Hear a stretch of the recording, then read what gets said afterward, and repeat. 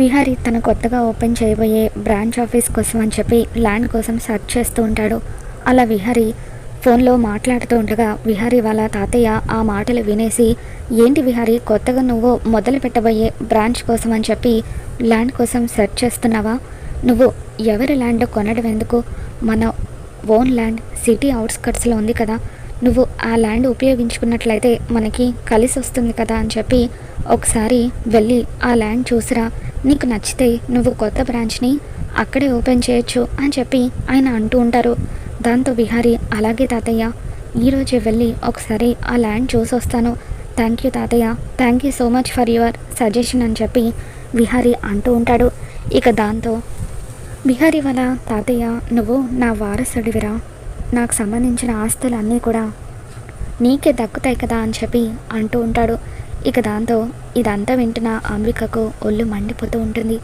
వారసుడు అని చెప్పి మొత్తం ఆస్తి వాడికి తగిలిస్తే మరి చివరకు నాకేం మిగులుతుంది? అందుకే వీలైనంత త్వరగా వీడిని పైకి పంపించేస్తే అప్పుడు ఆస్తులన్నీ కూడా నా సొంతం అయిపోతాయని చెప్పి అంబిక అనుకుంటూ ఉంటుంది.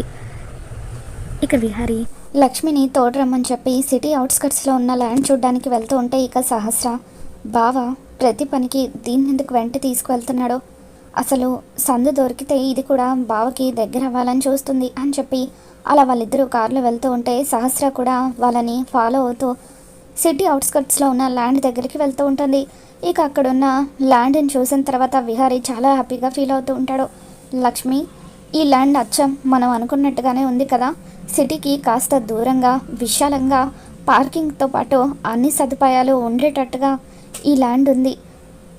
ఇది మనకి పర్ఫెక్ట్గా సెట్ అవుతుంది, మనం కొత్త బ్రాంచ్ని ఇక్కడే ఓపెన్ చేయొచ్చు అని చెప్పి విహారీ అంటూ ఉంటే, అవును విహారీ గారు అని చెప్పి లక్ష్మి కూడా అంటూ ఉంటుంది. తర్వాత అక్కడ అంతా కూడా బురదగా ఉండడంతో అప్పుడు లక్ష్మి లోపలికి వెళ్ళడానికి ఆలోచిస్తూ ఉంటే, ఏంటి లక్ష్మి, బురదగా ఉందని ఆలోచిస్తున్నావా? మరేం పర్వాలేదులే రా, నువ్వు నా కాళ్ళ మీద నీ కాళ్ళు పెట్టు, అడుగులో అడుగు వేసుకుంటూ అలా మెల్లిగా తీసుకుని వెళ్తాను అని చెప్పి విహారీ అంటూ ఉంటాడు.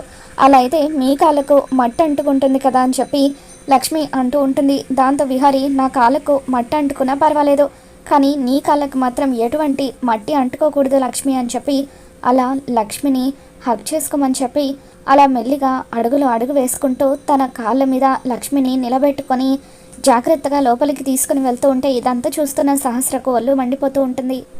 రోజు రోజుకి భావను నాకది దూరం చేస్తుంది, ఎలాగైనా సరే దానికి బుద్ధి చెప్పాలి అని చెప్పి సహస్ర వాళ్ళిద్దరిని చూసి ఎంతగానో అసూయ పడిపోతూ ఉంటుంది. ఇక వాళ్ళిద్దరూ అలా బురదలో నడుచుకుంటూ లోపలికి వెళ్ళిన తర్వాత ఆ ల్యాండ్ అంతా కూడా తిరిగి చూస్తూ వాటి మెజర్మెంట్స్ని తీసుకుంటూ ఉంటారు. అలా లక్ష్మి విహారీ ఇద్దరూ కలిసి ఎంతో సరదాగా కబుర్లు చెప్పుకుంటూ ఆ ల్యాండ్ కొలతలు తీసుకున్న తర్వాత తిరిగి కార్ దగ్గరికి వచ్చేస్తూ ఉంటారు.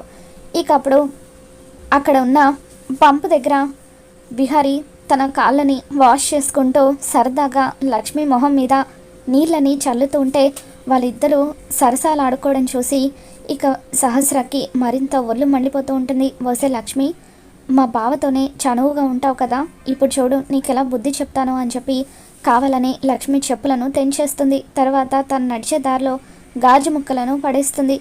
ఈ గాజు ముక్కలు నీ కాలికి గుచ్చుకోవాలి, నా మనసుకి ఎంతైతే బాధ కలిగిందో నీకు కూడా అంతే బాధ కలగాలి అని చెప్పి సహస్ర అనుకుంటుంది. విహారీ లక్ష్మి ఇద్దరూ కూడా కార్ దగ్గరికి వస్తూ ఉంటారు. లక్ష్మి చెప్పులు తెగిపోవడంతో అది చూసిన లక్ష్మి, అయ్యో విహారీ గారు, నా చెప్పులు తెగిపోయాయి అని చెప్పి అంటూ ఉంటే, రా లక్ష్మి, నేను ఎత్తుకొని కార్ దగ్గరికి తీసుకువెళ్తాను అని చెప్పి విహారీ అంటూ ఉంటాడు. వద్దులేండి విహారీ గారు, దగ్గరే కదా, నడిచొస్తాను అని చెప్పి అలా నడుచుకుంటూ వస్తూ ఉంటే అనుకోకుండా సహస్ర పడేసిన గాజు ముక్కల మీద లక్ష్మి కాలు వేయడంతో ఆ గాజు ముక్కలు తన కాళ్ళలోకి దిగబడిపోయి రక్తం వస్తూ ఉంటుంది. ఇక దాంతో లక్ష్మి నొప్పితో విలవిల్లాడిపోతూ ఉంటే విహారీ కూడా ఎంతో బాధగా ఆ గాజు ముక్కలను తీసేసి తన దగ్గర ఉన్న కర్చీఫ్తో కట్టుకడతాడు. ఇక అలా లక్ష్మి కోసం అని చెప్పి విహారీ బాధపడుతూ ఉంటే వాళ్ళిద్దరి మధ్య ప్రేమను చూసి సహస్ర మరింత కుళ్ళుకుంటూ ఉంటుంది. అలా లక్ష్మిని తన రెండు చేతులతో ఎత్తుకొని కార్ దగ్గరికి విహారీ మోసుకు వస్తూ ఉంటాడు. ఇద్దరు కూడా ఒకరి కళ్ళలోకొకరు చూసుకుంటూ ఉంటారు.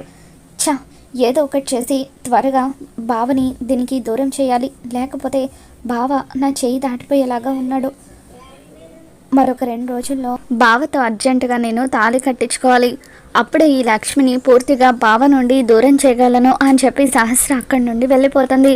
విహారి ఇంటికి తిరిగి వచ్చిన తర్వాత విహారి వాళ్ళ తాతయ్య, విహారి మన ల్యాండ్ చూసావా అని చెప్పి అడుగుతూ ఉంటే, చూసాను తాతయ్య, ల్యాండ్ చాలా బాగుంది, మన కొత్త బ్రాంచ్ని అక్కడే స్టార్ట్ చేద్దామని చెప్పి అంటూ ఉంటే, వాటికి సంబంధించిన డాక్యుమెంట్స్ లాకర్లోనే ఉన్నాయి విహారి, ఒకసారి నువ్వు కూడా చూడు అని చెప్పి విహారి వాళ్ళ తాతయ్య అంటూ ఉంటారు.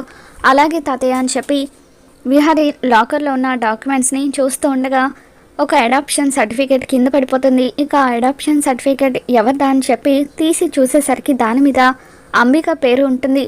అంబిక తన తాతయ్యకు సొంత కూతురు కాదన్న విషయాన్ని తెలుసుకొని విహారి ఒక్కసారిగా షాక్ అవుతాడు. తర్వాత తన తాతయ్య దగ్గరికి వచ్చి, తాతయ్య మీరేమనుకోకపోతే మిమ్మల్ని ఒక విషయం అడగొచ్చా, అంబిక అత్తయ్య మీ సొంత కూతురు కాదా అని చెప్పి అడుగుతూ ఉంటే, అవును నాన్న, అంబిక నా సొంత కూతురు కాదు, కొన్నేళ్ల క్రితం మనం ఒకసారి జాతర జరుగుతూ ఉంటే మేమంతా వెళ్ళాము. అక్కడ అంబిక తన తల్లిదండ్రులను పోగొట్టుకొని ఒంటరిగా అనాథగా ఆ ఊరిలో బతుకుతుంది. మీ అన్నయ్య తనని చూసి ఎంతగానో జాలిపడ్డాడు. అన్నయ్య అన్నయ్య అంటూ మీ నాన్న చుట్టూ అంబిక తిరుగుతూ తనతో ఆడుకుంటూ ఉండేది. ఇక దాంతో అంబికని కూడా మనతో పాటు ఇంటికి తీసుకువెళ్దామంటూ మీ నాన్న ఆ రోజు పట్టుబట్టాడు. మీ నాన్న బలవంతం మీదనే తనని మేము దత్తత తీసుకున్నామని చెప్పి విహారి వాళ్ళ తాతయ్య చెప్పడంతో అంబిక జన్మరహస్యాన్ని తెలుసుకున్న విహారి ఒక్కసారిగా షాక్ అవుతాడు. అంటే అత్తయ్య నాన్నకు సొంత చెల్లెలు కాదా అని చెప్పి ఇక అలా షాక్ అవుతూ తన గదిలోకి వచ్చేస్తాడు. తర్వాత రిటైర్డ్ అయిన పోలీస్ ఆఫీసర్ విహారికి ఒక విషయం చెబుతూ ఉంటాడు. సార్, నా ఇన్వెస్టిగేషన్లో కొన్ని ఆధారాలు బయటపడ్డాయి. అదేంటంటే మీ నాన్నగారు చనిపోయే ముందు రోజున బిజినెస్ కోసం అని చెప్పి జూబ్లీ హిల్స్లో ఉన్న ఏదో ల్యాండ్ని అమ్మాలనుకున్నారట. ఆ ల్యాండ్ని అమ్మకుండానే ఆ తర్వాత రోజే ఆయన చనిపోయారు. ఇంకొక విషయం ఏంటంటే యాక్సిడెంట్ జరిగిన రోజున ఆయనతో పాటు ఆయన సిస్టర్ అంబిక గారు కూడా కారులోనే ఉన్నారు. కానీ ఆ యాక్సిడెంట్లో ఆయన చనిపోగా అంబిక గారికి మాత్రం చిన్న చిన్న గాయాలు కూడా అవ్వలేదట. అదే నాకు ఆశ్చర్యంగా ఉంది. అంత పెద్ద యాక్సిడెంట్ నుండి ఆవిడ ఎలా తప్పించుకోగలిగారో నాకు అర్థం కావడం లేదు అని చెప్పి ఆ పోలీస్ ఆఫీసర్ విహారీకి చెప్పడంతో, సరే సార్, మీకు ఇంకా ఈ కేసుకి సంబంధించి ఏదైనా ఇన్ఫర్మేషన్ తెలిస్తే నాకు అప్డేట్ ఇవ్వండి అని చెప్పి విహారీ ఫోన్ పెట్టేస్తాడు. తర్వాత విహారీ అంబిక గురించి ఆలోచించడం మొదలు పెడతాడు. ఎప్పుడు ఇంట్లో యాక్సిడెంట్ గురించి టాపిక్ వచ్చినా కూడా అత్తయ్య నేను యాక్సిడెంట్ జరిగిన రోజు అసలు ఈ ఊర్లోనే లేను అని మాతో చెబుతూ ఉండేది. కానీ పోలీస్ ఆఫీసర్ ఏమో కారులో నాన్నతో పాటు తను కూడా ఉందని చెప్పి అంటున్నారు. అంటే అంబిక అత్తయ్య కావాలని ఈ యాక్సిడెంట్ చేయించి ఉంటుందా? ఎందుకంటే అత్తయ్య తాతయ్యకి సొంత కూతురు కాదు కాబట్టి చేయించే అవకాశాలు కూడా ఎక్కువగానే ఉన్నాయి అని చెప్పి ఇకపై అంబిక అత్తయ్య మీద ఒక కన్నేసి ఉంచాలి, తన గురించి పూర్తి నిజాలు తెలుసుకోవాలని చెప్పి విహారీ అనుకుంటూ ఉంటాడు. మరి రాబోతున్న ఎపిసోడ్లో ఏం జరగబోతుందో మళ్ళీ మన ఛానల్లో తెలుసుకుందాం. మీకు కనుక ఈ వీడియో నచ్చినట్లయితే తప్పకుండా లైక్ చేయండి.